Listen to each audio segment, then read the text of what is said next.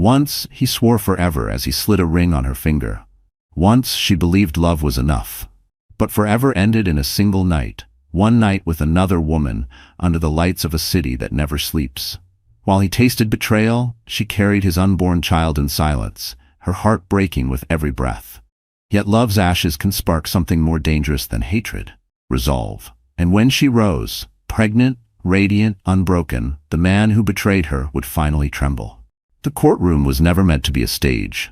Yet on that morning in Manhattan, it felt like the world's brightest spotlight had been switched on. The marble floors gleamed like polished ice, the mahogany benches were packed with reporters, and the air buzzed with whispers so sharp they could cut skin.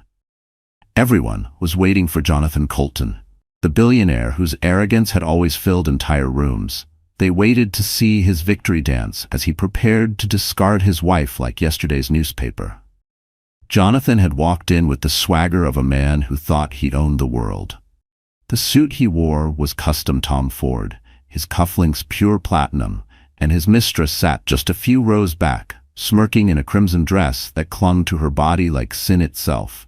He had promised her that by the end of the hearing, his wife would be gone, his marriage dissolved, and she would step into the spotlight as the woman by his side. But fate had other plans. The double doors at the back of the courtroom opened, and silence fell so heavy that even the judge froze mid-sentence. All heads turned, and there she was, Isabella Colton, heavily pregnant, radiant despite her suffering, walking slowly but firmly down the aisle. Her silk maternity dress hugged her figure, her eyes steady, her chin high. She was not alone. On her arm stood William Blackwell. The William Blackwell. The billionaire CEO, the man whose name carried the weight of empires, the one nobody dared to cross. He wasn't just a father, he was a fortress. And in that moment, Jonathan's smirk vanished as the color drained from his face. His mistress shifted uncomfortably in her seat. The photographers in the back nearly broke their cameras trying to capture the scene. Jonathan had spent the night in another woman's bed, laughing, drinking, feeling untouchable. But today, inside this courtroom, he was no longer the hunter. He was the prey. The whispers began like a storm gathering on the horizon. Is that her father? Oh my God, that's William Blackwell? She's pregnant. Look at her belly. He's done. Completely done. Jonathan tried to stand tall, but his hands betrayed him, clenching into fists, loosening, then clenching again. The judge cleared her throat, but even she could not hide the shock. The power dynamics had shifted in an instant, because this wasn't just a divorce hearing anymore. It was a reckoning. Isabella walked with slow, deliberate grace, as though each step echoed with years of betrayal and nights of silent tears. The woman Jonathan thought was weak, fragile, and broken was now a force he couldn't control. And beside her, William Blackwell radiated authority like a storm cloud about to break open. His icy blue eyes swept the room, and even the bailiffs seemed to stand straighter. Jonathan's mistress, Cassandra, bit her lip, suddenly realizing that her place in the billionaire's empire was not as secure as she once believed. She fiddled with her diamond bracelet, the one Jonathan had given her just last week, and wondered if it would mean anything once this trial was over. Jonathan swallowed hard. He wanted to sneer, to throw an insult, to reclaim control. But for the first time in his life, words failed him. The judge spoke again, her tone sharper now, pulling the courtroom back to order. "Mrs. Colton," she said, her voice calm but carrying authority, "you are here today to respond to the petition filed by your husband. Do you wish to proceed with your own counsel?" Isabella's lips curved, not into a smile, but into something far more dangerous. Resolve. She didn't look at Jonathan. She didn't even glance at Cassandra. Her gaze was fixed on the judge as she answered with a steady voice that carried to every corner of the room. "Yes, Your Honor. I do. And I have my father, William Blackwell, as my representative today." The collective gasp that followed rattled the chandeliers above. A billionaire wife backed by a billionaire father? The press would feast on this for weeks. Jonathan's jaw tightened, his chest rising and falling in shallow bursts. He hadn't expected this. He thought Isabella would come alone, meek, trembling, ready to sign whatever papers he shoved in front of her. He thought she was still the girl who cried quietly into her pillow while he slipped out to late business meetings. He thought she was still the woman who begged him to come home, who clung to hope even when the perfume on his suits wasn't hers. But the woman standing before him now was different. Stronger. Unshakable. Unafraid. And the child she carried inside her belly made her untouchable. Jonathan glanced around, realizing the eyes of the world were no longer on him with admiration. They were on Isabella, and every lens, every pen, every whisper was rewriting the story. He was no longer the victorious billionaire. He was the betrayer, the coward, the man about to be crushed by the very woman he underestimated. And then Isabella turned her head, just slightly, her eyes finally locking with his. It was not anger in her gaze, not even sorrow. It was a promise. A promise that this battle had only begun, and that Jonathan Colton's empire, his pride, his mistress, his lies, everything would soon crumble before the world. And Jonathan realized, too late, that he had never truly known the woman he married. Long before the cameras flashed in court, Isabella Colton had been just a girl who dreamed of love, not headlines. To the world, she looked fragile, almost ordinary. But those who looked closer saw something else. An inner fire. A quiet dignity that no amount of betrayal could extinguish. At 28, Isabella carried both the glow of pregnancy and the shadows of pain. Her soft chestnut hair framed a face that had once been lit with laughter, but the last year had carved it into something more solemn, more hauntingly beautiful. She wasn't the type to chase luxury, though her life had been surrounded by it. She was the daughter of William Blackwell, one of the most feared CEOs in New York. But she had hidden that truth when she fell in love. She wanted to be seen as herself, not as a billionaire's daughter. And when she met Jonathan Colton, she thought she had found exactly that.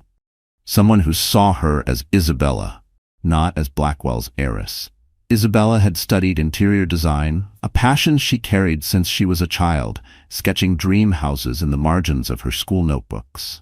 After college, she had taken a modest job at a boutique design studio in Manhattan.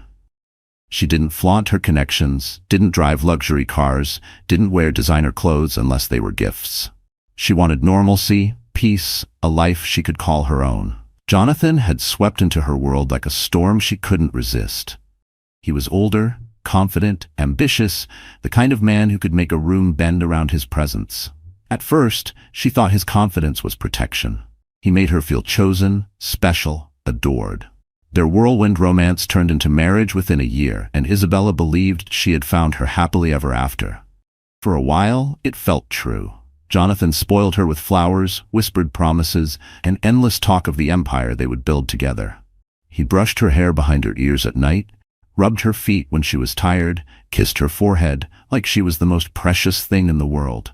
Isabella told herself she was the luckiest woman alive. But love, built on illusions, never lasts.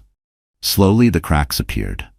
Jonathan became busier, hungrier for power, more restless.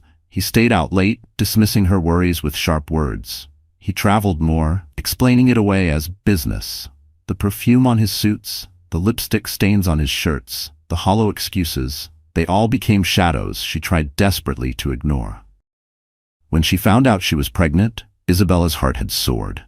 She believed the baby would change everything, that Jonathan would come back to her, that love would win. She spent nights decorating the nursery, carefully painting the walls, folding tiny onesies into drawers, imagining the family they would become. But Jonathan only grew colder. The man who once brought her roses began mocking her for looking tired. The man who once held her hand in public stopped touching her altogether. And one night, she saw him, arm in arm with Cassandra Monroe, his mistress, at a gala he had promised was strictly business.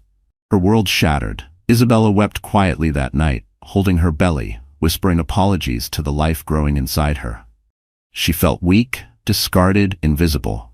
But she wasn't alone, because her father, William Blackwell, had been watching from the shadows. Though estranged for years, he knew his daughter's pain, and the sight of his only child humiliated and betrayed lit a fury inside him. He was a man known for crushing rivals in boardrooms, for building empires out of stone and steel, but when it came to Isabella, he was a father first. When Isabella finally gathered the courage to confess everything, the lies, the mistress, the loneliness, William didn't hesitate. He didn't scold her for hiding her true background. He didn't tell her she was foolish for falling in love. He simply took her hands, looked her in the eye, and said, "You don't have to fight this alone anymore."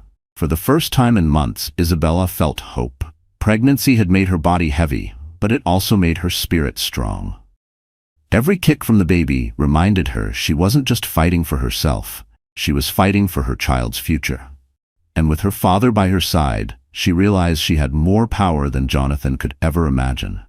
The transformation began quietly. Isabella no longer cried into her pillow. She no longer begged Jonathan for attention. Instead, she began to plan. She documented every betrayal, saved every message, every photo. She leaned on her father's legal team, the most ruthless in Manhattan. She prepared herself for battle, not with screams or tears, but with calm, deliberate resolve. Still, at night, when she lay in bed, she remembered the girl she used to be. The girl who believed in fairy tales, who thought love could conquer anything. That girl was gone now. In her place stood a woman forged by betrayal, carrying life inside her, backed by an empire. And yet, despite everything, Isabella's heart had not turned to stone. She still loved. Not Jonathan. Not anymore. But she loved her child, fiercely, with a devotion that made her unstoppable. She loved the memory of her mother, who had once told her, "Strength doesn't always roar, Isabella. Sometimes it whispers, sometimes it walks into a room quietly, and changes everything." She was ready to change everything. The day of the court hearing, Isabella rose early. She stood before the mirror, one hand on her swollen belly, the other brushing away the last tears she would ever shed for Jonathan Colton. She wore a pale blue dress that glowed against her skin, chosen not for fashion but for dignity. She wanted the world to see her as she was, a mother, a fighter, a woman who would not be silenced. When William Blackwell arrived to escort her, she felt a surge of courage she hadn't known she still had. His presence was not just protection, it was a declaration. The world would see that she was not abandoned, not weak, not broken. She walked into the courthouse not as Jonathan's wife, not as his discarded lover, but as Isabella Blackwell Colton. Daughter of power, mother of strength, woman of resilience. And when Jonathan saw her, flanked by the man he had underestimated, she knew in her heart that the tables had finally turned. Because the Isabella he had betrayed was gone. In her place was someone he could never defeat. And the war for her dignity was only beginning. The world Isabella had married into was dazzling on the surface, but beneath the glitter was a darkness she had never expected. It was a world of chandeliers and champagne, of penthouses with views that touched the sky, and of gala halls where power was traded like currency. To outsiders, it seemed like paradise. To Isabella, it had slowly become a cage. The Colton estate sat on the Upper East Side of Manhattan, a mansion that looked more like a palace than a home. White limestone walls stretched high above a row of sycamores, and the wrought iron gates gleamed under golden floodlights. Inside, everything screamed of wealth. The sweeping staircase of imported marble, the gallery walls lined with paintings Jonathan had collected at auctions, the dining room with a table long enough to seat 30. But wealth doesn't equal warmth. To Isabella, the grand halls felt cold. Every chandelier sparkled, but none of the light reached her heart. She remembered the early days when walking through those doors made her feel like she was stepping into a fairy tale. But as the months went on, that fairy tale crumbled. Jonathan's laughter echoed less in the halls. His footsteps grew distant. And when he did appear, it was often in a rush, barking phone calls into the air or brushing past her with a distracted kiss. The penthouse office was his true kingdom. Floor-to-ceiling windows overlooked Central Park, the skyline stretching endlessly. It was there Jonathan met with investors, charmed board members, and planned the next deal that would expand his empire. It was also there that Isabella noticed the first signs of betrayal. Lipstick on glasses after late meetings, perfume lingering in the air, a second phone hidden in the drawer. But the setting that revealed the truth most brutally wasn't their home. It was the gala. The Bright Futures Charity Gala was the crown jewel of Manhattan's social calendar. Every year, hundreds of the city's most powerful figures gathered beneath crystal chandeliers at the Grand Metropolitan Hotel. The ballroom glittered with sequins and diamonds, every guest dressed like royalty. Waiters in white gloves floated across the floor with trays of champagne, while a live orchestra filled the room with music as smooth as velvet. It was here, amid the dazzle of New York's elite, that Jonathan Colton decided to flaunt his mistress. Isabella had chosen not to attend that year. At 6 months pregnant, she felt uncomfortable in her own skin, and Jonathan had assured her, "It's just business, darling. Investors expect me to show up. Rest at home. You need it." She believed him. Or perhaps deep down, she wanted to believe him. But when the photos hit the tabloids the next morning, her world tilted. There he was, in a black tuxedo, his arm wrapped around Cassandra Monroe, the young woman whose presence had already haunted Isabella's nights. Cassandra wore a scarlet gown cut daringly low, her hand resting possessively on Jonathan's chest, as though she had already claimed him. The headline burned itself into Isabella's memory. "Billionaire Jonathan Colton stuns at gala with mysterious beauty. Where was his wife?" The betrayal wasn't whispered in shadows anymore. It was public, flaunted under chandeliers and camera flashes. Jonathan had chosen the gala, the very heart of their social circle, to humiliate her, and the world noticed. The Blackwells had always lived adjacent to this glittering world, but William Blackwell rarely indulged in such displays. To him, money wasn't for champagne and chandeliers, it was for building empires. But when he saw those photos, rage unlike any boardroom battle coursed through him. His daughter had been paraded as a ghost, her absence mocked, her dignity stripped in front of people who once shook her hand with respect. Meanwhile, Jonathan basked in the attention. The gala had been his stage, and he had relished every second. Cassandra laughed at his jokes, whispered in his ear, kissed his cheek while photographers clicked away. The investors had smirked, some amused, some scandalized, but Jonathan thought himself untouchable. He thought the empire he had built, the billions in his name, gave him the right to discard his pregnant wife like a forgotten accessory. But he hadn't counted on the storm that was building in the shadows. For Isabella, the humiliation cut deeper than anything before.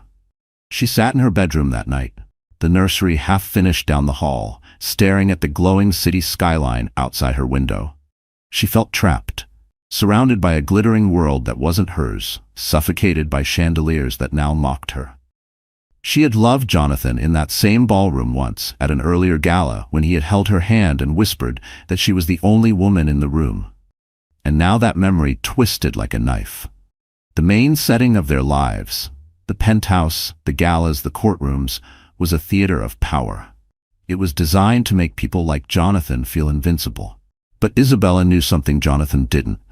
She knew that even the grandest ballroom could become a battlefield, and she was no longer afraid of stepping into the light. The court hearing was scheduled at the New York Supreme Courthouse, an austere building with Corinthian columns and a history of drama older than Jonathan's fortune.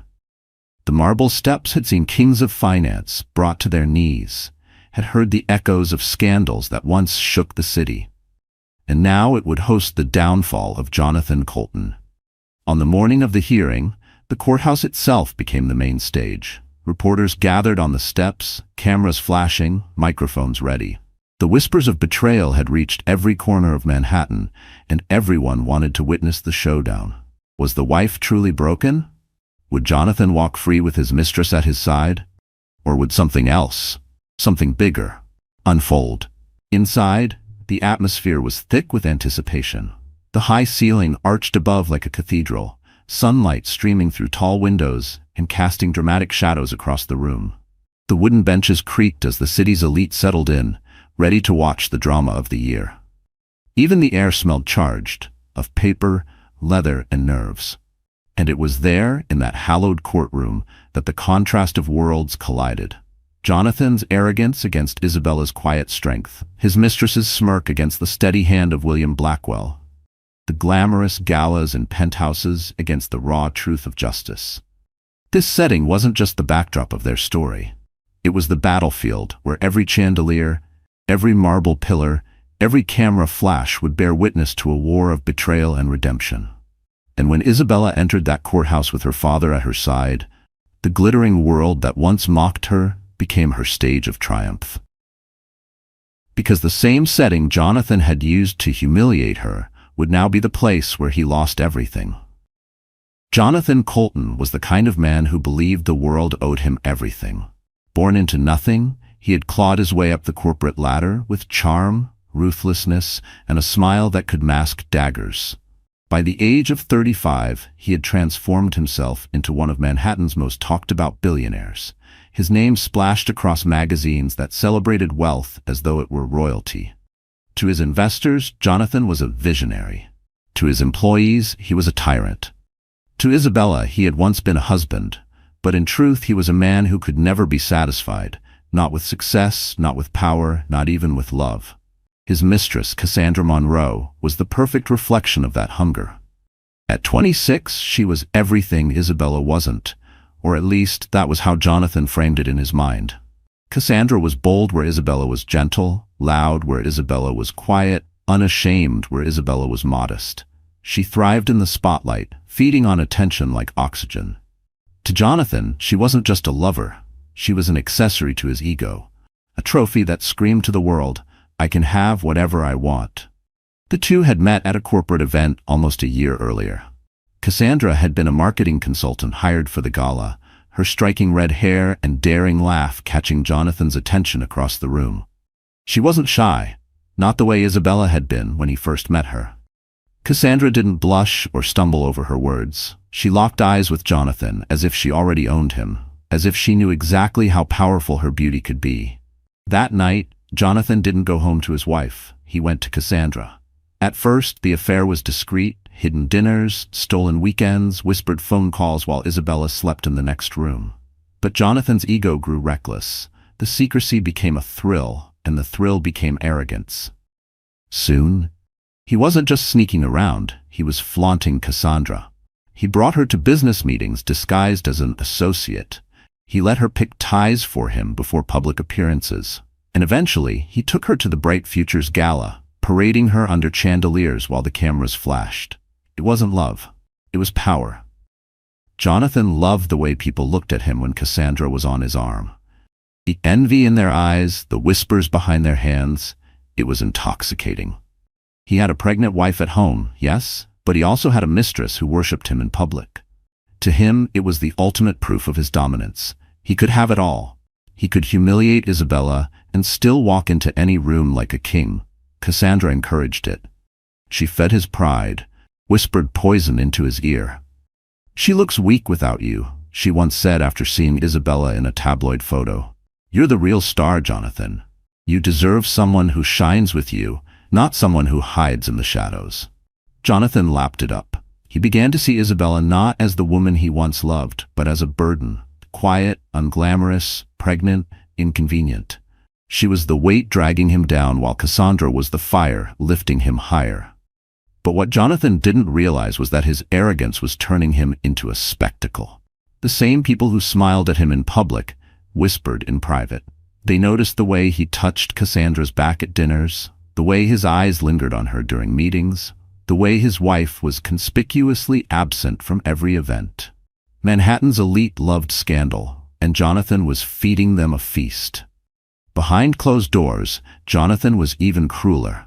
He mocked Isabella's maternity clothes, sneered at her for gaining weight, rolled his eyes when she asked him to be home for doctor's appointments.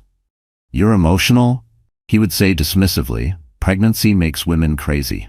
He didn't see her tears as pain, he saw them as weakness. And Cassandra was always there to reinforce the cruelty.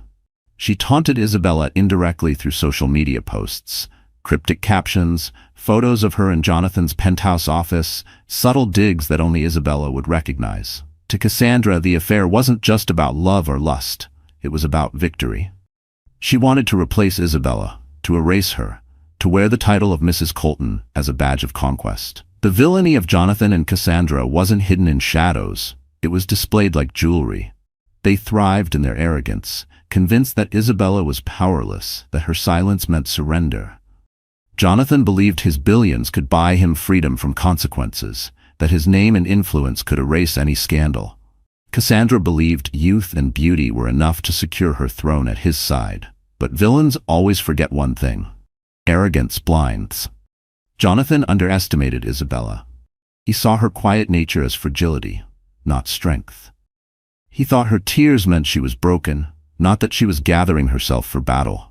He mistook her silence for surrender, never realizing it was strategy. And Cassandra, so smug in her stolen spotlight, never imagined that the woman she mocked would walk into a courtroom with a power far greater than Jonathan's billions.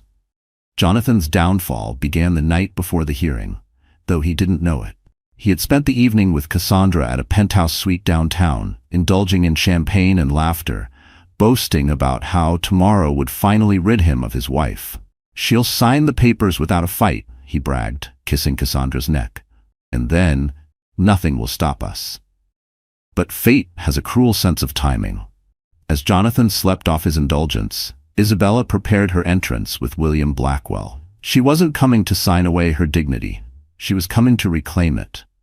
And Jonathan, the villain who thought himself untouchable, would soon stand in a courtroom stripped of his power, his mistress's smirk fading, his empire trembling. Because villains may win battles, but in the end they always write their own destruction. And Jonathan Colton was about to discover that the woman he betrayed was no victim. She was the storm he could never control. It began with whispers, but it didn't stay that way for long.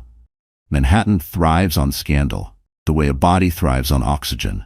And Jonathan Colton had given the city a scandal too delicious to ignore. The gala photographs had been only the beginning. Soon, the betrayal wasn't just a rumor tucked in society columns.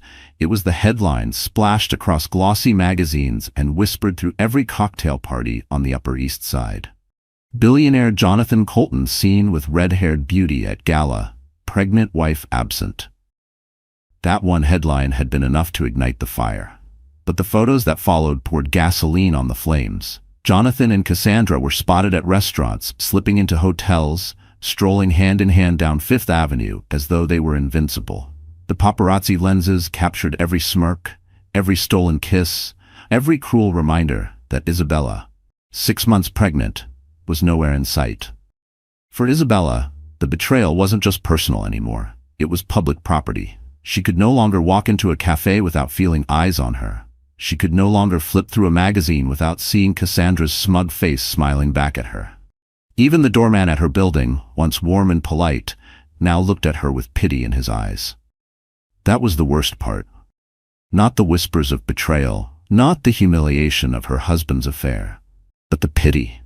People looked at her as though she were fragile glass about to shatter. One afternoon, Isabella had ventured into a boutique on Madison Avenue, determined to buy herself a dress that would make her feel beautiful again, if only for a moment. As she slipped into a pale lavender gown, the sales associate's phone buzzed with a notification.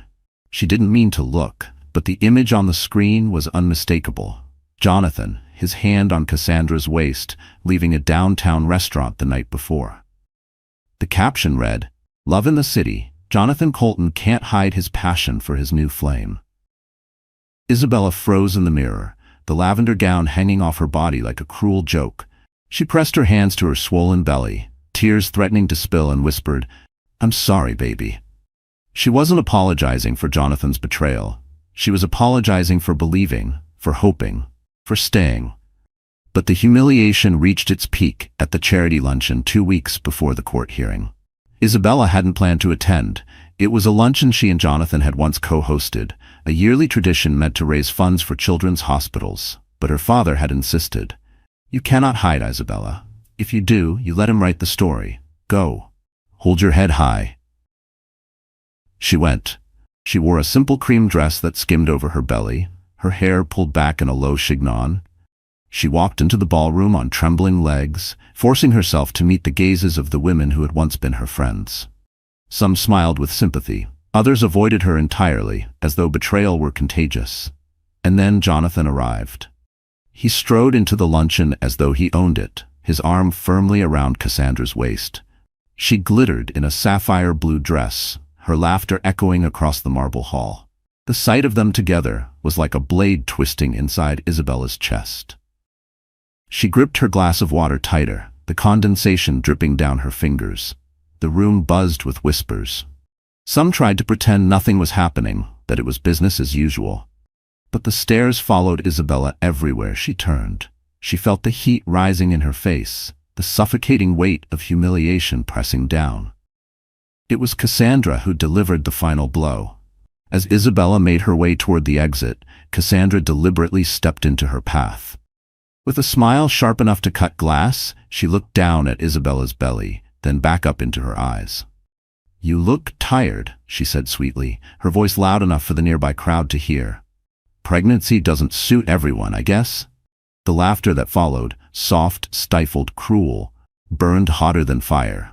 Jonathan said nothing. He didn't even glance at Isabella.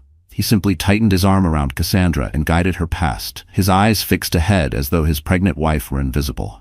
In that moment, Isabella nearly broke. She stumbled into the hallway, her chest heaving, her vision blurred by tears she refused to let fall. She wanted to scream, to collapse, to let the pain consume her. But then she felt it. The tiny flutter in her belly, the soft reminder of life growing inside her. Her baby. Her child. And she remembered her father's words. "You cannot hide.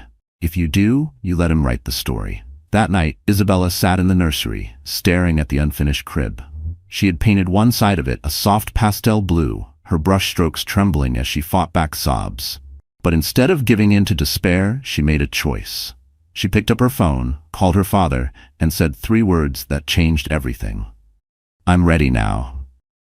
The next morning, William Blackwell's legal team descended like a storm. They gathered documents, financial records, photographs, everything they needed to build a case. Isabella handed over Jonathan's secret phone, every text message and photo she had quietly collected. She signed papers with steady hands, her belly pressing against the table, her eyes blazing with a strength she hadn't felt in months. The betrayal had humiliated her. It had cut her to pieces. But now, those pieces were being forged into armor. Word spread quickly that Isabella Blackwell Colton wasn't going to vanish quietly. Reporters caught wind of the legal team she had assembled. Whispers filled the social circles. "She's fighting back. She's bringing her father." Jonathan dismissed it at first. "She won't do anything," he sneered to Cassandra one evening, swirling a glass of whiskey. "She's too weak. She doesn't have the guts." Cassandra smirked and kissed his cheek, feeding his delusion. But Isabella knew the truth. She had guts, she had strength, and she had something Jonathan would never understand. A reason to fight that went beyond ego or wealth. She wasn't just fighting for herself anymore. She was fighting for her child, for her dignity, for every woman who had ever been humiliated by the man who swore to love her. And when the court date arrived, Isabella was no longer the broken woman who had fled the luncheon in tears. She was the storm walking through the courthouse doors. The public betrayal had destroyed her once, but now it would destroy Jonathan Colton. Every strong woman has a moment when the weight of betrayal threatens to crush her. For Isabella, that moment came late one night, alone in the echoing halls of the Colton estate. The nursery door stood ajar, the soft pastel walls bathed in moonlight. Tiny clothes lay neatly folded in drawers, a stuffed rabbit perched on the rocking chair, waiting for a baby who deserved a family, not a battlefield. Isabella stood there, one hand on her swollen belly, the other gripping the doorframe for balance. Tears streamed down her cheeks as she whispered, "I wanted this to be perfect. I wanted you to have love." Her child shifted inside her, a small flutter of life, reminding her that she wasn't alone.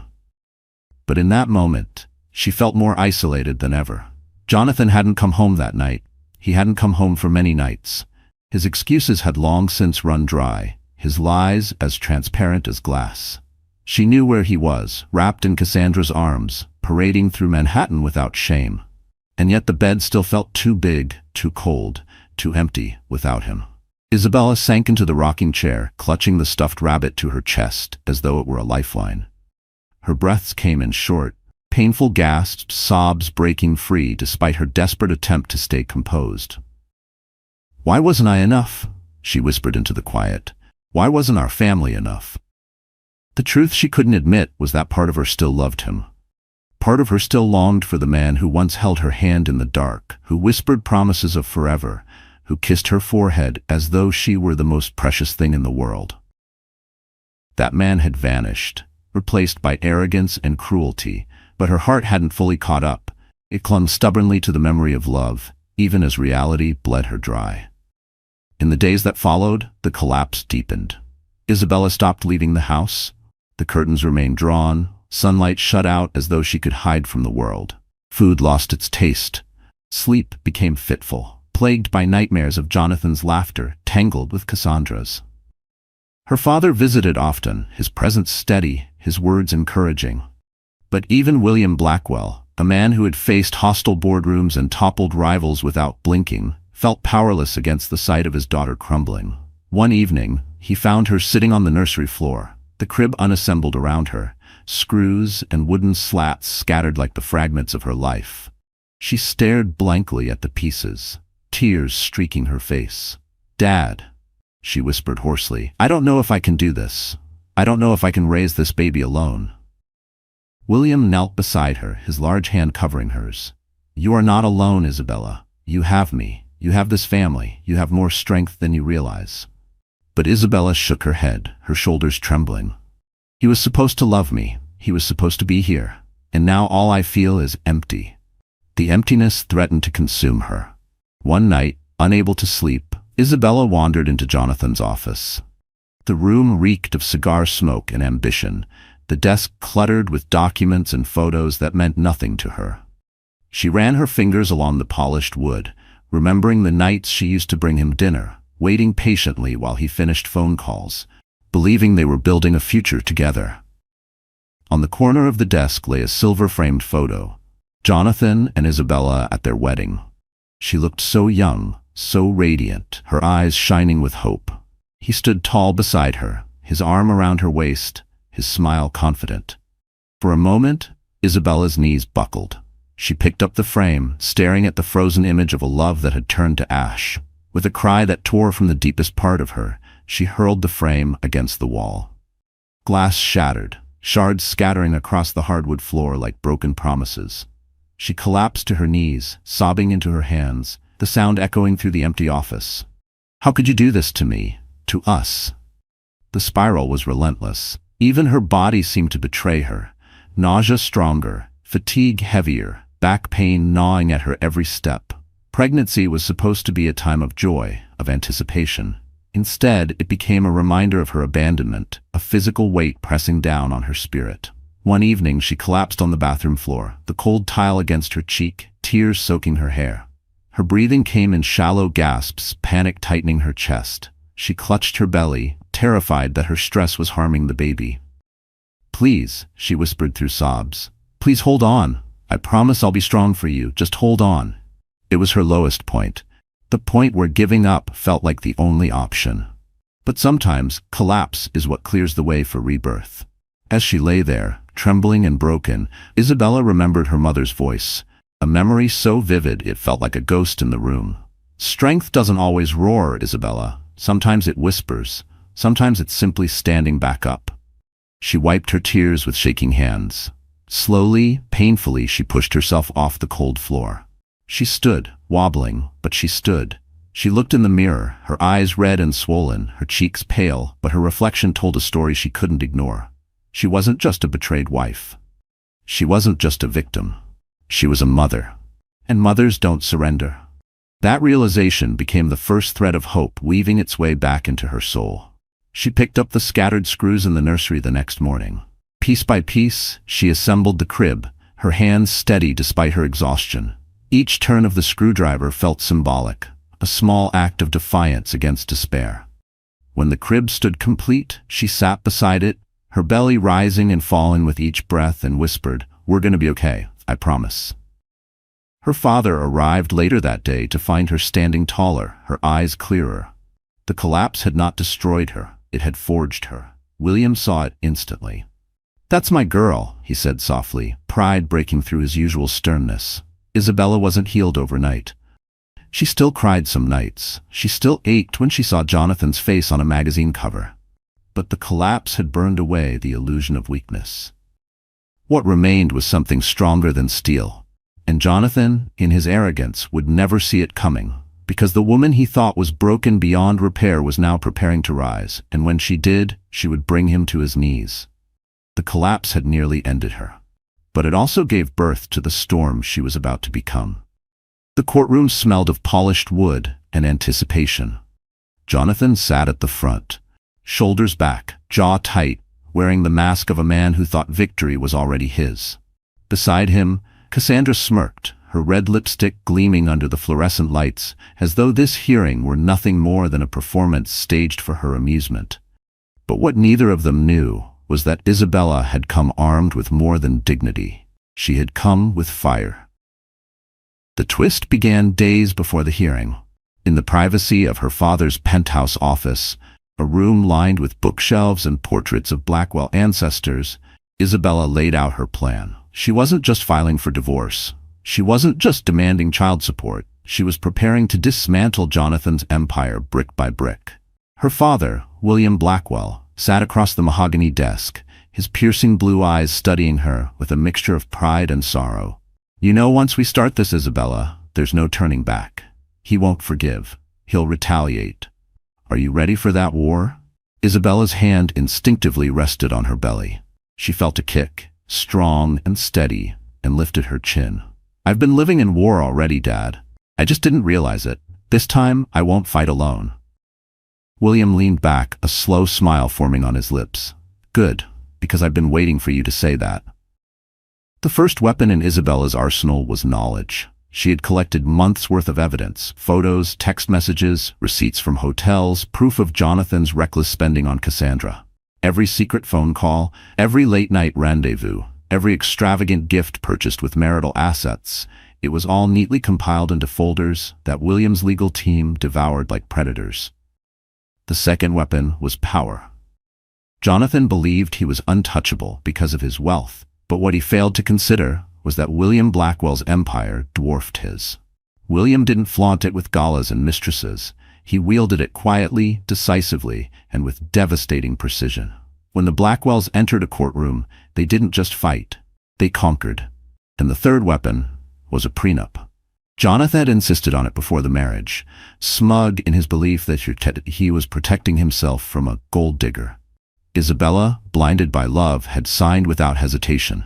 But what Jonathan never realized was that William Blackwell had reviewed the contract in silence, slipping in clauses so subtle Jonathan hadn't even noticed.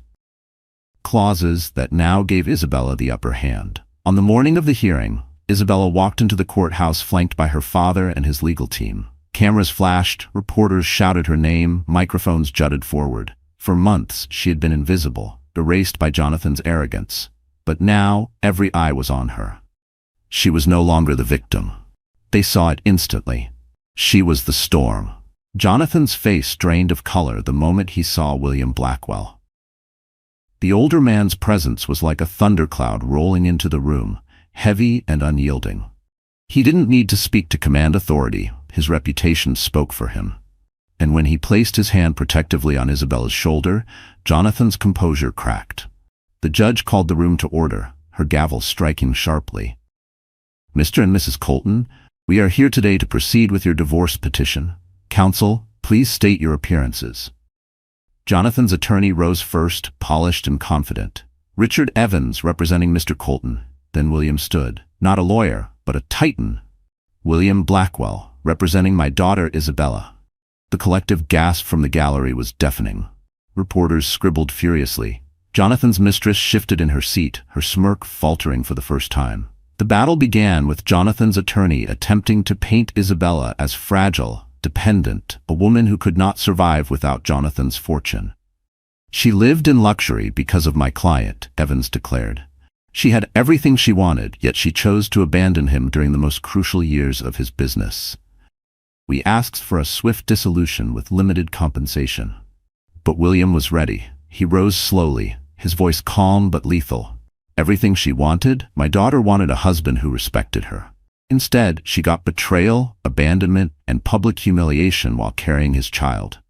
And as for luxury, let us not forget, Jonathan Colton's so-called empire began with Blackwell funding. Without us, he would still be hustling deals out of a rented office." Jonathan flinched. Cassandra's nails dug into his arm. And then Isabella spoke. For the first time, she rose to her feet, her hands steady despite the tremor in her heart. "Your Honor," she said, her voice clear, "this isn't just about divorce. This is about dignity. My husband did not simply betray me in private. He made a spectacle of it. He paraded his mistress while I carried his child. I have evidence to prove his misconduct, not just against me but against our marriage contract. She handed a folder to the bailiff. Inside were photos, texts, receipts, all the proof of Jonathan's arrogance. The judge flipped through the documents, her brow furrowing deeper with each page. Jonathan shifted uncomfortably. "Those don't mean anything," he snapped. "Every man." "Every man?" William interrupted sharply. His voice cut like steel. "Every man doesn't abandon his pregnant wife to flaunt a mistress under chandeliers. Every man doesn't siphon marital assets to buy diamonds for another woman. Don't confuse your moral failure with manhood, Jonathan." The courtroom erupted in murmurs. Jonathan's face flushed crimson. But the final twist came when William slid another document across the table. "The prenup," Jonathan sneered. "That protects me, not her." William's eyes gleamed coldly. "You should have read it more carefully. Section 14, paragraph 2. In the event of adultery, the faithful spouse retains controlling interest in all joint assets as well as custody rights. Signed by you, witnessed by 2 attorneys. The judge adjusted her glasses, scanning the clause. Her gavel struck once. "It's valid." Jonathan's mouth fell open. Cassandra paled. The press scribbled frantically. In that instant, the balance of power shifted entirely. Isabella, once humiliated, once pitied, now stood victorious. The evidence, the prenup, the presence of William Blackwell, it was all a carefully orchestrated symphony of justice. Jonathan slumped in his chair, his bravado collapsing under the weight of his own arrogance. Cassandra's smirk was gone, replaced with a mask of fear. The gallery buzzed, the whispers now celebratory, even awed. And Isabella? She sat tall, her hand resting on her belly, her eyes calm and resolute. She didn't gloat, she didn't sneer. She simply met Jonathan's gaze with the quiet strength of a woman who had been broken, rebuilt, and reborn. The twist was complete. The betrayed wife was no longer prey. She was the storm that had just begun to roar. The morning after the prenup revelation, New York woke up buzzing. Headlines screamed across every front page. Jonathan Colton blindsided in court, wife and Blackwell empire strike back. Pregnant heiress Isabella Blackwell stuns courtroom with power move. The story was everywhere. Isabella, who had been invisible for months, was suddenly the city's most talked about woman. And for the first time in a long time, she wasn't being pitied. She was being respected. But transformation isn't only about public perception. It begins within.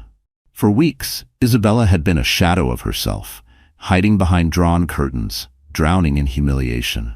Now, as she stood before the mirror in her father's penthouse, she barely recognized the woman staring back. Her eyes were sharper, her shoulders straighter, her presence commanding in a way she had never imagined.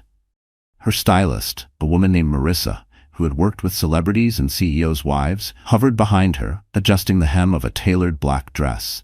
"You don't need sequins or diamonds," Marissa murmured. "Your strength is the statement. Simple, elegant, unshakable." Isabella touched the fabric, feeling its weight. It wasn't about vanity, it was about armor. For months she had been ridiculed for her swollen belly, mocked for looking tired and weak. Now she embraced it. Her pregnancy wasn't a flaw, it was her power. She carried life while Jonathan carried shame. William entered the room, his gaze softening at the sight of his daughter. "You look like your mother," he said quietly. She had the same fire in her eyes when she walked into a room ready to prove herself. Isabella smiled faintly. "I don't feel like her. I feel different, stronger. Like everything that was broken in me had to break so something new could grow." Her father placed a hand on her shoulder. "That's not different, Isabella. That's exactly who you've always been. You just didn't know it yet." That afternoon, Isabella made her first public appearance since the court hearing. It was a fundraiser hosted at the Blackwell Group's headquarters, an event her father had once managed alone but now insisted she co-host. The sleek glass tower glittered against the Manhattan skyline, its lobby transformed into a stage for cameras, reporters, and the city's most powerful elite. When Isabella stepped out of the black car, the crowd hushed. Gone was the woman who once slipped quietly into rooms. She walked with her head high, her hand resting on her belly with pride, her black dress flowing elegantly around her. Flashbulbs erupted, but she didn't flinch. She welcomed them. A reporter shouted, "Mrs. Colton, do you have any words for your husband?" Isabella paused, her gaze steady. "Yes," she said simply, her voice carrying through the microphones. Every woman deserves respect. Every child deserves a home built on love, not betrayal. That's all I will say." The room erupted in applause. The headline was written in that very moment. Isabella Blackwell, the woman who turned betrayal into power. Inside, Isabella mingled with investors, philanthropists, and socialites who had once pitied her. Now they looked at her with admiration, even awe. She was no longer Jonathan's wife. She was Isabella Blackwell, heiress, mother, survivor, force of her own. But transformation isn't only external. Behind the elegant facade, Isabella's heart had shifted too. She no longer craved Jonathan's approval. She no longer replayed their happy memories with longing. Instead, she replayed the lessons his betrayal had taught her. She realized she had spent years silencing her own voice for the sake of love. Now she spoke with clarity, authority, and courage. Her confidence grew each day. She joined her father in board meetings, her sharp observations surprising even seasoned executives. She walked through the Blackwell Group's corridors, not as a visitor, but as a future leader. And slowly, she began to envision a life beyond heartbreak, not just surviving, but thriving. Jonathan, meanwhile, was unraveling. Every newspaper, every television channel, every social media platform carried the story of his downfall. Investors grew nervous. Partners withdrew. Cassandra, once proud to stand by his side, began to distance herself as the glitter faded. Jonathan had thought he was untouchable, but the city was watching him crumble, and it was Isabella's transformation that had lit the fuse. Still, Isabella wasn't finished. Her transformation was not about revenge. It was about liberation. She no longer wanted to prove herself to Jonathan. She wanted to prove herself to herself. One night, after a long day of meetings, Isabella stood on the balcony of her father's penthouse, the city lights stretching endlessly before her. She pressed her hand to her belly and whispered, "We're going to be okay. You and me. We'll build a life filled with love, not lies. I promise." The baby kicked as if answering her. The transformation was complete. She wasn't just a wife betrayed. She wasn't just a daughter protected. She was a woman reborn, carrying life and strength in equal measure. And the city wasn't just watching anymore. It was cheering. Because Isabella Blackwell had gone from humiliation to triumph, from whispers of pity to headlines of power, from tears in a nursery to commanding rooms filled with the world's elite. Her makeover wasn't just in her dress or her hair. It was in her soul. She had been broken, yes, but in breaking, she had discovered the pieces of herself she had never known. And with those pieces, she built a new identity, stronger than anything Jonathan could ever destroy. The transformation was no longer just hers. It was an anthem for every woman who had ever been betrayed. And soon, Jonathan Colton would learn what it meant to face a woman who had risen from the ashes.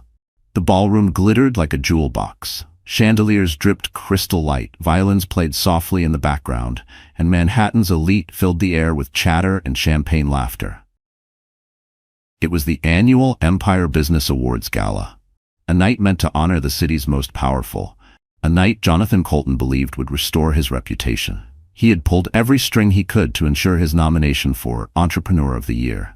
He needed the stage, the applause, the validation. After weeks of humiliation in the press, he saw this gala as his comeback. Cassandra clung to his arm, her sapphire gown daring, her smile sharp.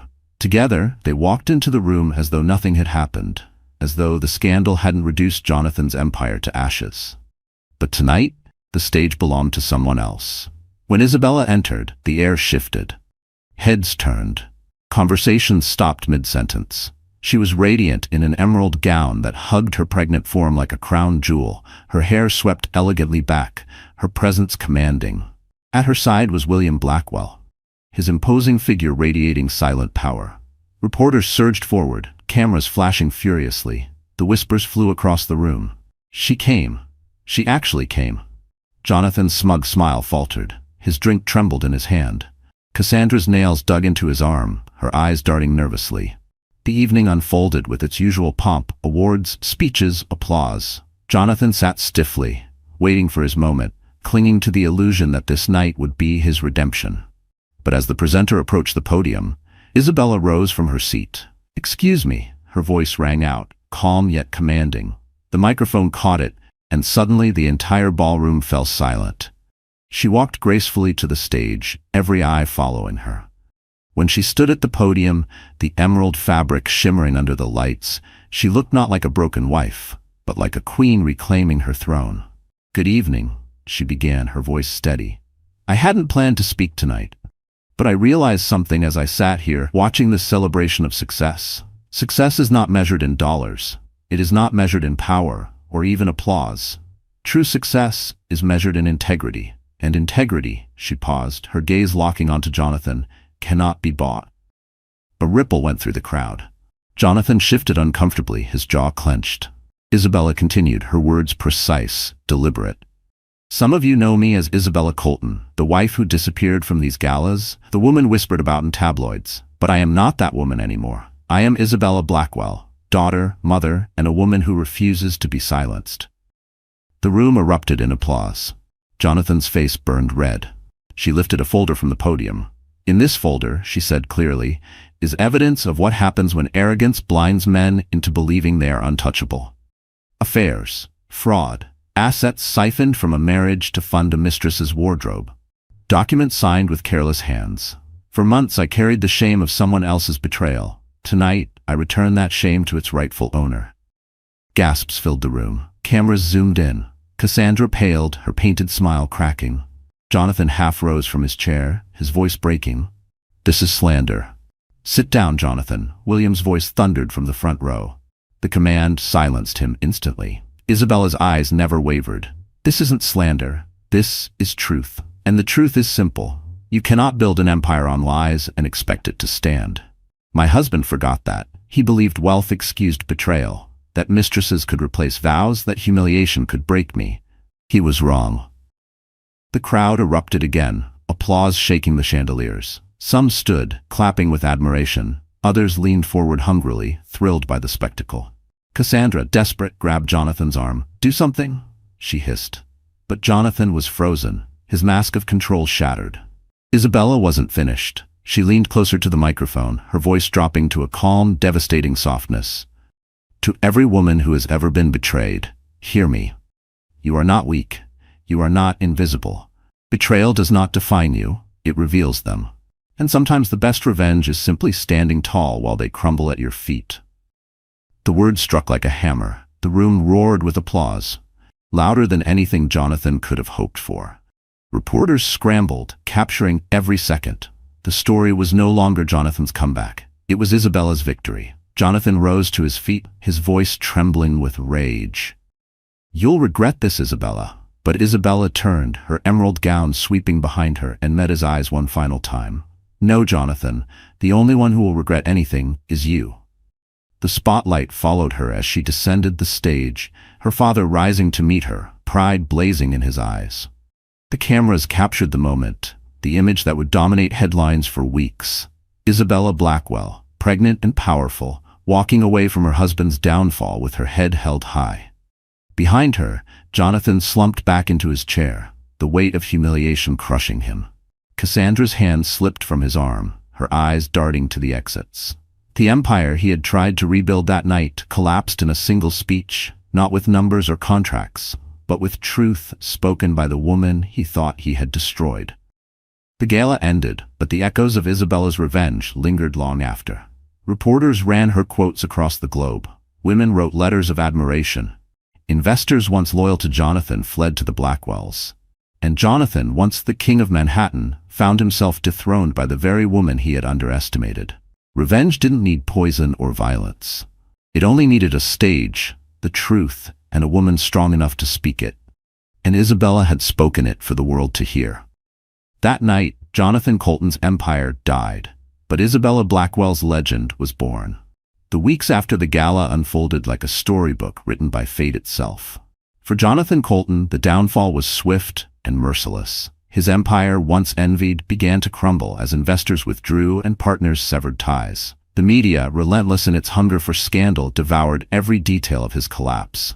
Each day brought new headlines. Colton Industries in crisis, stock value plummets. Mistress Cassandra Monroe cuts ties amid scandal. Jonathan Colton faces investigation for financial misconduct. He had wanted the spotlight, but now it burned him alive. Cassandra, The woman he once paraded like a trophy vanished almost overnight. Rumors swirled that she had taken the last of Jonathan's gifts, diamonds, handbags, cash, and fled to Europe. Without her glittering presence, Jonathan looked smaller, weaker, like a king stripped of his crown.